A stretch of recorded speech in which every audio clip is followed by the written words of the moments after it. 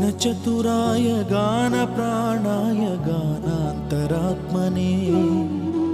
गानोत्सुकाय गानमत्ताय गानोत्सुकमनसे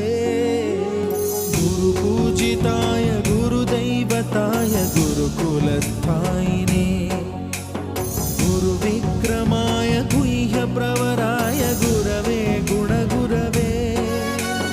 गुरुदैत्यकलक्षेत्रे गुरुधर्मसदाराध्याय